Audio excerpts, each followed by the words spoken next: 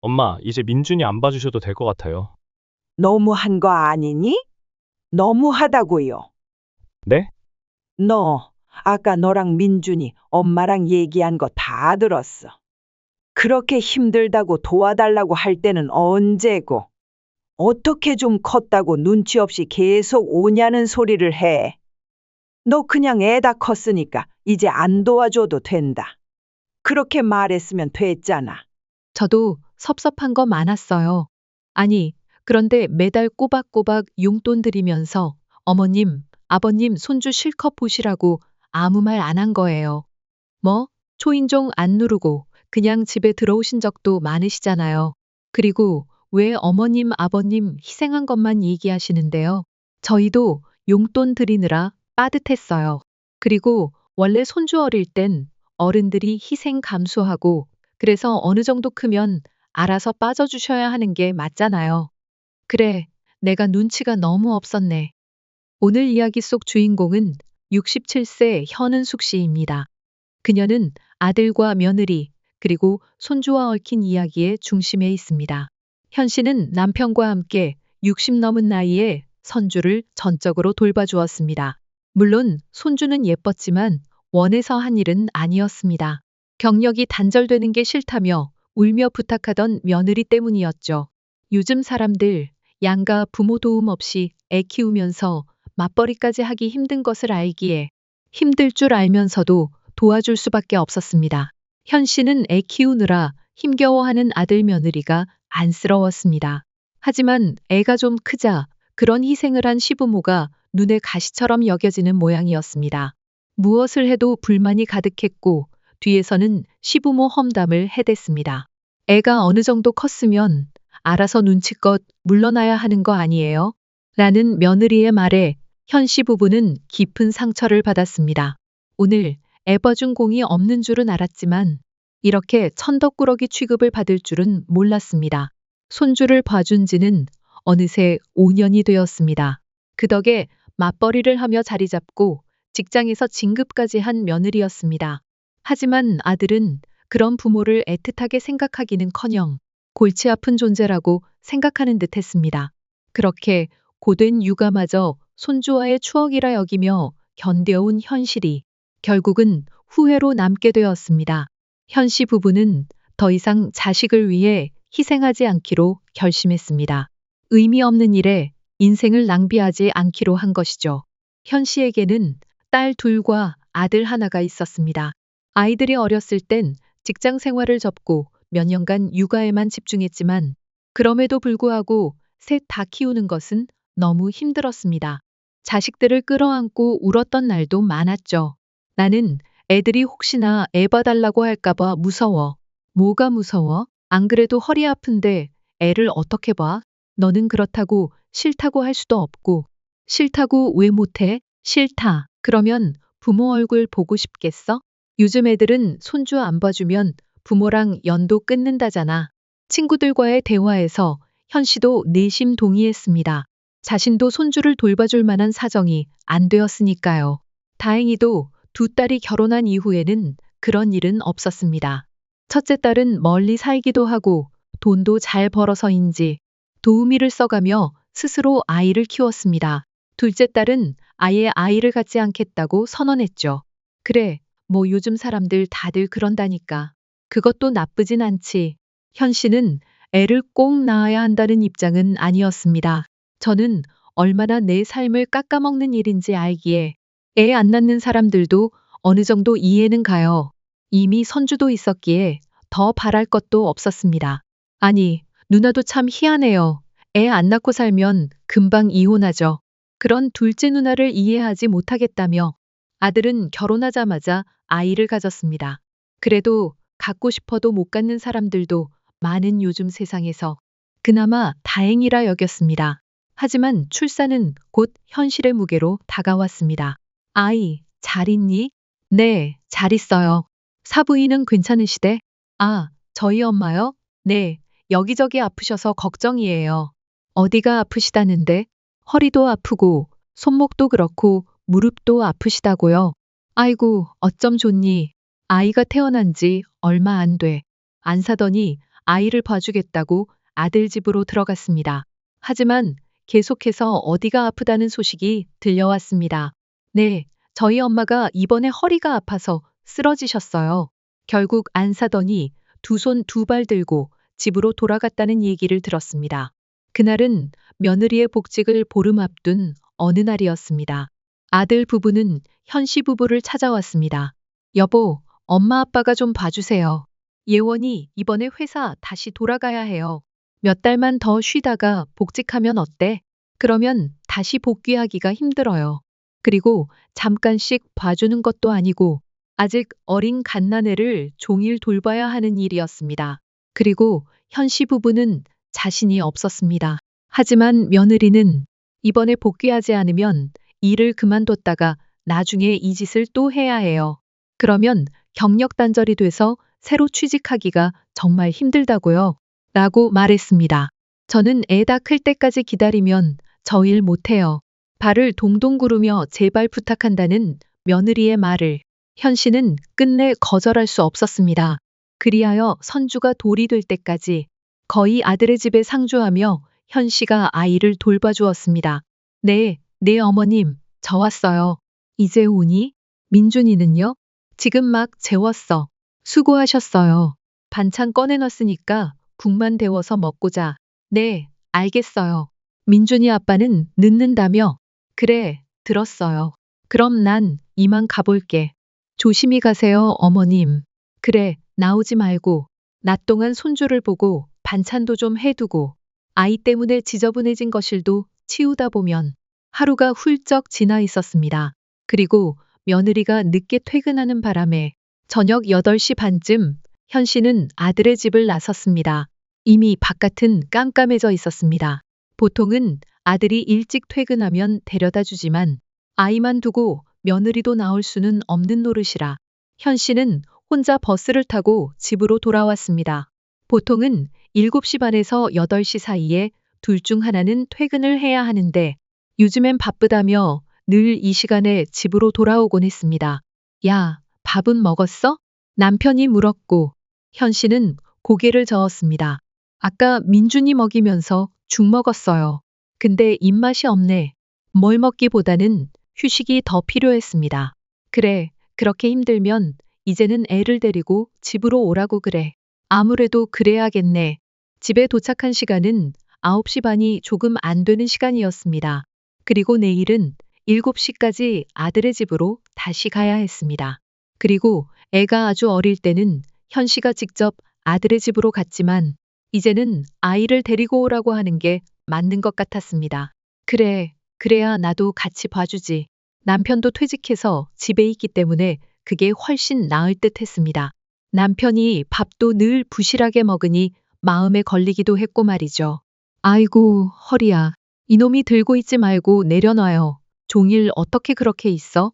아, 이놈이 들고 일어나라고 난린데 어떻게? 허리도 안 좋은 양반이 당신 어깨 아프다며?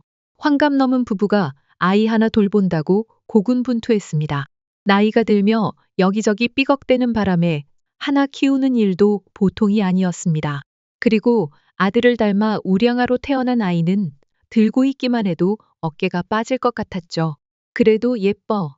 그걸 말이라고 해요? 내 손주니까 키우지. 남의 애는 죽었다. 깨나도 못 키워주겠어. 남편의 말에 현 씨도 고개를 끄덕거렸습니다. 전적으로 공감이 되는 말이었습니다. 이따가 민준이 데리러 오면 냉장고에 있는 검정 비닐도 같이 줘야 해. 혹시 내가 기억 못하면 당신이 꼭 말해줘요. 알았어. 현 씨 부부는 자식들 일하느라 고생한다고 반찬까지 따로 해서 챙겨줄 정도로 헌신했습니다. 그리고 아들 며느리가 부담스러워할까봐 불평 한마디 없이 그렇게 손주를 돌봤습니다. 그러던 어느 날 아이를 데려다 주러 며느리 집에 갔을 때 우연히 며느리가 안사돈과 통화하는 소리를 듣게 되었습니다. 시어머니 음식 솜씨 없다니까. 그냥 해주시니까 먹긴 하지. 돈 안 드니까 내가 하기 귀찮기도 하고. 내가 지난번에도 말했잖아. 살림 잘 못하셔. 우리 집에 오셨을 때도 뭔가 어수선하고 지저분했어. 그렇다니까. 그래도 용돈 얼마 안 드리니까 그러려니 하지. 내가 바보야. 어머님한테 이런 소리를 하게.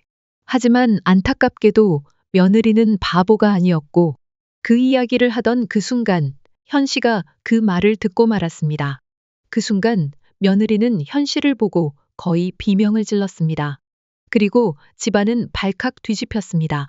전화 내용을 들어보니 현 씨에 대해 험담한 것이 이번이 처음이 아닌 것 같았습니다. 남편도 현 씨의 말을 듣고는 화가 나서 말했습니다. 당장 내일부터 아이 봐주지 말자. 뒤늦게 퇴근한 아들이 며느리와 함께 찾아왔습니다. 다 필요 없고 너 도우미를 쓰든 어떻게 하든 너희가 알아서 돌봐. 갑자기 이러시면 어떡해요? 뭐? 갑자기 이러시면 어떡해요? 남편은 화가 난 목소리로 아들의 말을 따라했습니다.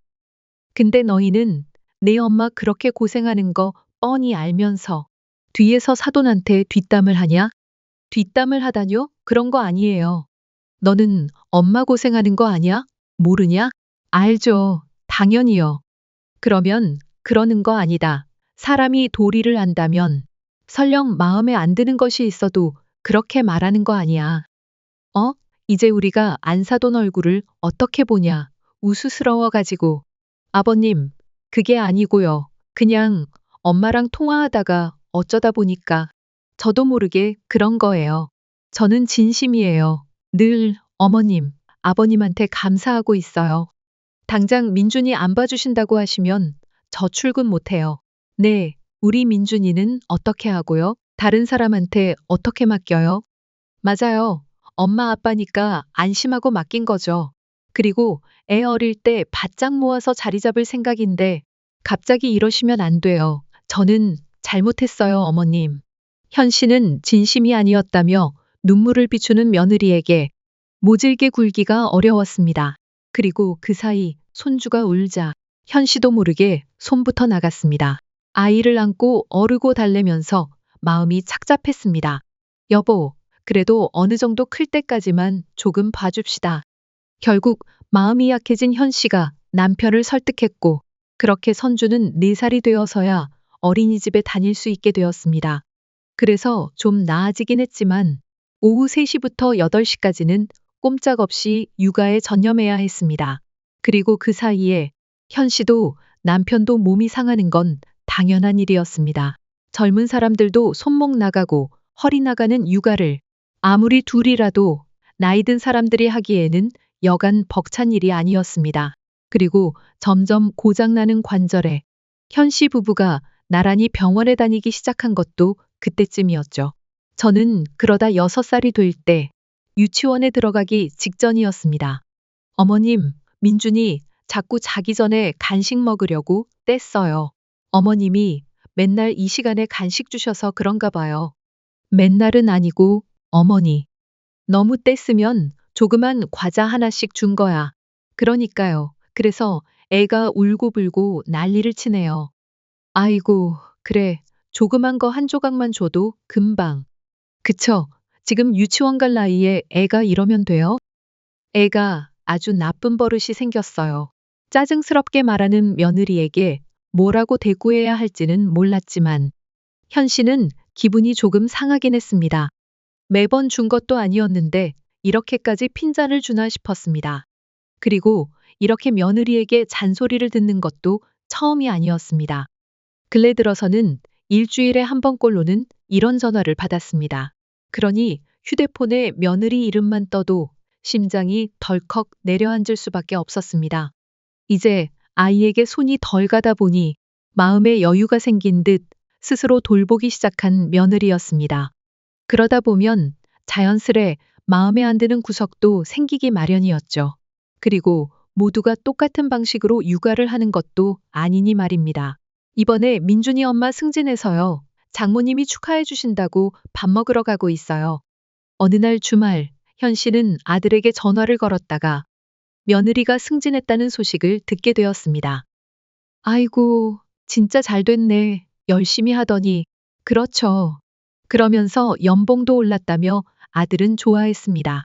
현 씨도 내심 기대했습니다. 그래도 한턱 정도는 쏠 줄 알았던 거죠. 하지만 현 씨 부부의 차례는 돌아오지 않았습니다. 그래서 아들에게 지나가는 투로 슬쩍 물었더니 돌아온 대답은 꽤나 황당했습니다. 에이, 엄마 아빠 매달 용돈 챙겨드렸잖아요. 아이를 봐주는 수고비로 한 달에 50만 원씩 주고 있던 아들과 며느리였습니다. 하지만 평일엔 매일, 가끔은 주말 하루 종일 손주를 봐주는 것에 비해서는 그 금액은 용돈이라고 부르기엔 참 민망한 수준이었습니다. 그럼에도 불구하고 현 씨 부부는 아들과 며느리가 돈 벌려고 힘든 걸 알기에 신경 쓰지 않았습니다. 손주 간식 챙기고 주말에 오면 먹을 거 해주는 것만 해도 그 정도 금액은 훌쩍 넘었습니다. 하지만 내 손주를 봐주는 일을 돈으로 따질 문제가 아니라고 생각했기에 그저 그러려니 하고 넘긴 것이었습니다. 예전에 안 사돈이 한 달간 아이를 봐줬을 땐 훨씬 많은 금액을 줬었다는 걸 현 씨는 언뜻 들은 적이 있었습니다. 하지만 그것마저도 모른 채 했습니다. 아들과 며느리가 부담스러워할까봐 그랬죠. 하지만 아무 걱정 없이 아이를 회사에 맡기고 일할 수 있었기에 며느리가 승진하는 데엔 현 씨 부부의 도움이 어느 정도 있었을 것이라 생각한 건 그저 현 씨만의 생각이었습니다. 아이를 몇 년간 돌봐준 건 생각도 안 하고 공짜로 용돈을 챙겨준 것처럼 말하는 아들. 참 기가 막혔습니다. 그래도 거기까지는 그저 서운한 마음으로 넘길 수 있었습니다. 하지만 얼마 뒤 너무나도 황당한 일이 생겼습니다. 그날도 현 씨는 아들네 집에서 손주를 돌보고 있었습니다. 그런데 며느리가 회사에서 조퇴를 하고 일찍 귀가했습니다. 저 몸이 안 좋아요. 밥은 안 먹어도 돼? 죽 좀 줄까? 아니요. 저 좀 쉴게요. 약은 먹고 쉬어야지. 아니요, 어머님. 저 좀 쉴게요. 며느리의 말에 현 씨는 더 묻지 않고 조용히 안방문을 닫고 돌아섰습니다. 그런데 5분쯤 흘렀을까 거실까지 며느리의 목소리가 들려왔습니다. 아들과 통화 중인 듯 했습니다. 언제까지 이럴 거야? 나 진짜 숨 막혀. 집에서는 좀 혼자 쉬고 싶다고. 당신이 전화하면 되잖아. 민준이 다 컸으면 알아서 그만 오셔야 하는 거 아니야? 그 말을 듣고 있는 현 씨의 표정이 점점 굳어졌습니다. 아무래도 자신에 대한 이야기 같았습니다. 근데 둔한 사람한테 내가 아무리 눈치를 줘봐야 소용이 있어? 며느리가 외치는 듯한 음성. 그 뒤로는 잠잠해졌습니다. 현 씨는 얼이 빠져 부엌에 그냥 서 있었습니다. 내가 잘못 들은 걸까 싶기도 했습니다. 하지만 아무리 생각해봐도 손주가 컸으면 이제 그만 와야 하는 사람은 현 씨밖에 없었습니다. 그리고 시간이 어떻게 가는 줄도 몰랐습니다. 방문을 두드려 무슨 말을 해야 할까, 물어봐야 할까 고민도 했습니다. 그렇게 시간을 보내던 중 아들이 퇴근해서 집으로 들어왔습니다. 엄마, 네, 다녀왔습니다. 민준이 엄마는요? 몸이 안 좋다고 방에 누워 있어. 그래서 집에 못 가고 기다렸어. 감사해요. 네, 네. 그런데 집에 가려고 가방을 챙기던 현 씨에게 아들이 갑작스레 말을 건넸습니다. 엄마, 이제 민준이 안 봐주셔도 될 것 같아요. 그 말에 며느리의 통화에서 들은 말이 결국 자신이 잘못 들은 것이 아니라는 걸 현 씨는 깨달았습니다. 심장이 벌렁벌렁 뛰고 얼굴로 피가 확 몰렸습니다. 아니겠지, 아닐 거야. 애써 생각하며 손주 밥까지 먹였는데 어쩌면 이렇게 아무렇지도 않게 그냥 이제 안 봐도 된다는 식으로 통보를 할 수 있을까 싶었습니다. 나중에 아들이 그만 오라고 하면 기쁜 마음으로 손 떼야겠다고 스스로 다짐해왔지만 이런 식은 아니었습니다. 자신이 이렇게까지 천덕꾸러기 취급을 받고 있었다는 걸 진작 알았더라면 정말 굳이 오지 않았을 것이었습니다. 사실 현 씨도 점점 한계에 다다르고 있음을 느끼곤 했기 때문이었습니다. 그리고 돌아보니 며느리 말이 맞았습니다. 현 씨는 분명 여러 차례 그만 와도 된다는 사인을 받았지만 둔하게도 그걸 다 넘겨버렸던 것입니다. 너희 너무한 거 아니니? 너무하다고요? 아까 너랑 민준이 엄마랑 통화한 거 다 들었어. 그러자 아들은 놀란 표정을 지었습니다. 그렇게 힘들다고 도와달라고 할 땐 언제고 이제 와서 어떻게 좀 컸다고 그런 소리를 해? 그냥 애 다 컸으니까 이제 안 도와줘도 된다. 그렇게 말했으면 됐잖아. 네? 그는 하루만 볼 일이 있어서 못 빠져도 난리를 치던 아들 며느리였습니다. 그래서 지난 몇 년간 현 씨 부부는 거의 집에서 꼼짝도 못하고 늘 대기하고 있어야 할 정도였습니다. 5화장이 있다고 치더라도 우리의 삶은 없었습니다. 그때 문소리가 들리더니 안방에서 며느리가 나왔습니다. 그 모습은 자신도 참다 못해 나온 듯 했습니다. 저도 섭섭한 거 많았어요. 네. 그런데 매달 꼬박꼬박 용돈 드리면서 어머님, 아버님 손주 실컷 보시라고 아무 말 안 한 거예요. 네. 어떻게 하면 기억이 이렇게까지 각색이 될 수 있지? 현 씨는 순간 숨이 턱 막혔습니다. 싫다고 하던 자신들과 남편을 붙잡고 울고불고 매달리던 그때를 며느리가 완전히 잊은 모양이었습니다. 초인종 안 누르고 그냥 집에 들어오신 적도 많으시잖아요. 그 말에 현 씨는 순간 얼이 빠졌습니다. 물론 가끔 그런 적도 있었습니다. 비밀번호를 알고 있었기 때문에 아이를 맡기거나 데려다 줄 때는 늘 초인종을 누르기보다 그냥 비밀번호를 누르고 들어온 적이 있었죠. 그게 버릇이 된 적도 있었습니다. 하지만 분명히 그 외에는 연락 없이 쳐들어간 적은 단 한 번도 없었습니다. 그리고 어머님, 아버님 희생한 것만 얘기하시는데요. 네. 근데 저희도 용돈 드리느라 빠듯했어요. 그리고 원래 손주 어릴 땐 양가 어른들이 희생 감수하고 어느 정도 크면 알아서 빠져주셔야 하는 게 맞잖아요. 인간이 이렇게도 화장실 들어갈 때랑 나올 때랑 다르구나.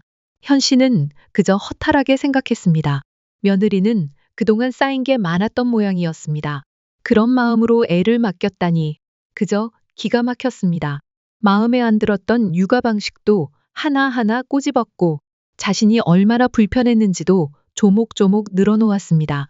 그런 속내도 모르고 허리 두들기며 아이 씻기고 먹였던 자신이 그저 바보처럼 느껴졌습니다. 아니, 바보가 맞았습니다. 이런 소리를 듣고도 파들파들 떨기만 하고 아무 말도 못하는 자신은 바보가 아니라면 뭐라 설명해야 할까요?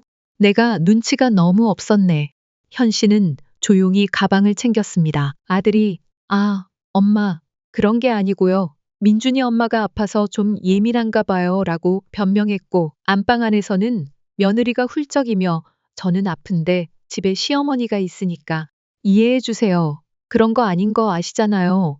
라고 말하는 소리가 들려왔다. 하지만 현 씨는 나는 모르겠다고 말할 수밖에 없었다. 아들은 애써 며느리를 감싸려 했지만 정작 며느리는 아무 말도 하지 않은 채 그저 조용히 눈물만 흘리고 있었다. 그 모습을 보고 있자니 어지간히 내 존재가 불편했구나 하는 생각이 들었고 아들의 한숨과 함께 이해 좀 해줘요, 엄마. 그게 며느리를 나무라는 게 아니고 라는 말도 이제는 마음에 와닿지 않았다. 현 씨는 서운함을 넘어서 허무함을 느꼈다. 이럴 거면 내가 그동안 그렇게 힘들게 애를 봐준 이유가 뭐람 싶었고 그래도 내 새끼니까 어쩔 수 없이 견뎌온 세월이 한순간에 무너지는 기분이었다. 아들과 며느리는 이제 상황이 나아지자 자신들의 노고를 전혀 기억하지도 않았고 오히려 사랑하는 손주를 보여주고 있다는 식으로 여기는 듯해 참담했다. 현 씨는 도대체 이런 일이 다 있나 싶을 만큼 황당했고 마치 길 가다 강도라도 만난 기분이었다. 그래서 애써 침착하게 아들에게 그래, 내일부터는 안 올게 라고 말했다. 오해가 있었든 없었든 이제 와서 그런 건 중요하지 않았고 그저 너희 바라는 대로 이제 다시는 안 올 테니 알았지. 너희도 민준이 맡기지 마. 아무리 급한 일이 생겨도 단 1시간도 봐줄 생각 없어. 라고 단호히 덧붙였다. 아무리 예쁜 손주라도 이런 수모를 감내하며 고생할 이유는 하나도 없었다. 현 씨는 집에 돌아와 서러움에 눈물을 쏟았고 이야기를 들은 남편은 분노를 참지 못한 채 아들네 집에 찾아가 난리를 쳐놓고 왔다. 며칠 뒤 아들은 울먹이는 목소리로 전화를 걸어왔지만 그런 아버지에게 섭섭하다고 말하는 아들의 한마디에 현 씨는 그나마 남아있던 정까지 다 떨어지는 기분이었다. 내가 이렇게 이기적인 자식으로 키웠나 하는 회한이 밀려왔고 손주를 돌봐준 것뿐만 아니라 아들을 키운 것마저 후회될 지경이었다. 현 씨는 남편에게 야, 민준이 엄마한테 전화 안 왔지? 라고 물었고 남편은 안 왔어요. 세훈이도 연락 없고요. 라고 대답했다. 그러자 남편은 이놈 자식들 아주 배은망덕한 것들이야. 아직도 분이 안 풀리네 라며 씩씩거렸다. 현 씨는 담담히 저는 그만하면 됐어요. 그럴 거면 시키질 말든가 라고 말했고 남편은 뭐 이참에 푹 쉬어. 당신 어깨도 덜 써야 낫는다잖아. 잘 됐지 뭐 라고 위로했다. 그래. 잘 된 거 알아요. 씨름한 거 아니야. 현 씨는 가슴이 아프긴 해도 차라리 지금 이 상황이 잘 된 일이라고 생각했다. 그리고 비록 끝마무리가 좋지는 않았지만 현 씨는 부모로서 할 수 있는 만큼 최선을 다해왔다고 스스로 인정했다. 더 이상 후회하지도 말고 미련도 두지 말자고 다짐했고 앞으로는 온전히 자신만을 위한 시간을 가질 수 있으니 긍정적으로 생각하자고 마음먹었다. 하지만 그 후유증은 생각보다 오래 갔다. 문득 떠오르는 아들과 며느리의 말들이 가끔씩 머릿속을 휘저었고 그 기억들이 마음을 무겁게 만들었다. 그렇지만 결국은 시간이 해결해줄 문제였다. 시간이 흐르면서 며느리는 점점 잘 지내는 듯했고 연락은 점점 뜸해졌지만 나중엔 나름대로 현 씨 부부와 화해하려는 태도를 보이기도 했다. 아무래도 가까이 살고 있었고 아이를 전혀 안 맡기고는 키우기 힘들다는 걸 이제야 깨달은 것일 수도 있었다. 다만 자신들이 저지른 일이 있기에 적극적으로 나서지 못하고 가끔 식사하자고 연락하는 정도에 그쳤다. 현 씨는 그런 제안을 모두 거절했다. 그러던 어느 날 아들네에게 둘째가 생겼다는 소식을 들었다. 그리고 그 소식을 듣자마자 아들에게서 연락이 왔다. 아들은 들으셨어요? 라고 했고 현 씨는 그래, 네 누나한테 어제 전화 왔더라. 고 대답했다. 아들은 아무튼간 축하해주세요 라며 어색하게 웃었고 이어 민준이는 안 보고 싶으세요? 라고 물었다. 물론 현 씨는 전혀 안 보고 싶다면 거짓말이었다. 몇 년 동안 자신의 손으로 길러낸 아이였기에 당연히 그 얼굴이 떠올랐다. 하지만 손주를 보기 위해 다시 아들과 며느리를 만나야 한다면 그건 사양하고 싶었다. 아들이 한번 놀러 오세요 라고 말했지만 현 씨는 괜찮다. 누구 숨 막히게 할 일 있니? 라고 답했다. 이 말을 듣자 아들은 한동안 입을 다물더니 결국 다시 입을 열었다. 그는 사실 둘째 낳을 계획은 없었는데 첫째가 타올이 있었어요 라고 말했다. 맞벌이를 하고 있고 며느리가 승진까지 한 시점에서의 임신은 어쩐지 타이밍이 좋지 않아 보였다. 현 씨는 아들이 이 다음에 무슨 말을 꺼낼지 뻔히 짐작할 수 있었다. 그리고 그것은 아주 뻔뻔하고 염치 없는 부탁이었다. 아들은 결국 둘째도 되도록이면 엄마가 봐주셨으면 해요 라고 말했다. 그런 말을 듣고도 아들과 연을 끊지 않은 것은 순전히 현실에 대한 욕심 때문이었다. 그래도 내 아들이 진심으로 그러는 건 아니었겠지. 그래도 내 자식인데 부모 마음을 조금은 알겠지라는 생각 자체가 결국 현 씨 자신의 욕심이었다. 바랄 걸 발았어야 했다. 하지만 당하는 건 한 번으로 좋겠다. 현 씨 부부는 그날로 집을 내놓았고 자가용으로는 아들네까지 15분 거리였지만 이번에는 최소한 한두 시간은 떨어진 곳으로 이사갈 작정이었다. 혹여라도 언젠가 마음이 약해지는 날이 찾아오더라도 물리적으로 맡길 수 없는 거리라야만 했기 때문이다. 그만큼 현 씨의 마음도 자식에게서 멀어졌고 이제는 아들 며느리의 징징대는 소리조차 듣고 싶지 않았다. 멀리 떠나버려야 마음이 편할 것 같았다. 그리고 이제는 자식 일이라면 지긋지긋했기 때문에 차라리 떨어져 사는 게 훨씬 더 낫다고 느껴졌다. 일을 어떻게 하라고요? 그걸 부모가 알지 우리가 아니잖아요. 남들은 이렇게 부탁하지 않아도 키워줘요. 남들은 적어도 자기 새끼 키워준 부모에게는 잘하겠지. 그 말에 현 씨는 속이 뒤집히는 기분이 들었다. 근데 저희가 못한 건 또 뭔데요? 라는 며느리의 말에 남편은 단호하게 말했다. 거봐라. 애를 직접 안 키워보니까 육아가 얼마나 고생스러운지도 모르고 이런 말을 할 수가 있는 거야. 그러니까 부모 마음을 헤아리질 못하지. 너희도 둘째 스스로 키워보고 사람 좀 되라. 그리고 엄마 아빠 마음이 어땠을지 그때쯤 되면 알겠지. 현 씨는 평생 셋을 키우며 편히 살아본 적이 없었다. 그런데 말년에 또다시 손주들 키워주느라 인생을 허비하고 싶지 않았다. 그것도 누구 하나 알아주지 않는 상황에서 말이다. 고생은 고생대로 하고 자식에게는 욕까지 먹어야 한다면 노후의 삶이 너무 슬프고 불쌍하다는 생각이 들었다. 그래서 이제는 단 하루도 손주를 맡아주고 싶지 않았다. 손주를 키워줘도 남는 게 하나도 없다는 걸 이제는 뼈저리게 알았기 때문이다. 예전에는 내 손으로 키운 손주와 함께 산책도 하고 손을 잡고 동네를 걷는 그런 삶을 상상했던 적이 있었다. 하지만 그게 얼마나 허황된 것인지를 너무 늦게 깨달았다. 이제는 각자 인생 알아서 살자. 현 씨는 아들에게 마지막으로 단호하게 못을 박았고 며느리에게 전화가 와도 받지 않았다. 할 말이 전혀 없었다. 얼마 뒤 둘째 딸마저 임신했다는 소식을 듣게 되었다. 애를 안 낳고 산다더니 마음이 바뀌어 아이를 갖게 된 것이었다. 현 씨는 딸에게 미리 말했다. 아이 낳는다고 혹시 나한테 맡기고 싶어서 그런 건 아니지? 딸은 웃으며 대답했다. 운명이다 생각하고 처음엔 좀 무서웠는데 이제는 좋아요. 그래, 너무 축하해. 감사해요. 아, 그런데 서운해해도 어쩔 수 없지만 애를 봐달라는 부탁은 못 들어주겠어요. 혹시나 그런 생각할까봐 미리 말하는 거예요. 그럼 부탁 안 해요. 늦은 나이에 생긴 앤데 나도 내 손으로 직접 키우고 싶어요. 딸의 말에 현 씨는 안심했다. 자식들 사이에서 차별하고 있다는 오해만은 받고 싶지 않았다. 그리고 아들이 셋째, 넷째를 낳는다고 하더라도 다시 봐줄 일은 결코 없을 터였다. 현 씨 부부는 이제 자식 일에 더 이상 관여하지 않기로 결심했다. 아무리 죽는 소리를 하며 부탁을 해도 자식 인생은 자식의 몫이고 부모는 부모의 인생을 살아야 한다는 진리를 이제는 깊이 체득했기 때문이다. 얼마 후 아들은 전화를 걸어와 말했다. 엄마, 민준이 엄마도 많이 반성하고 있어요.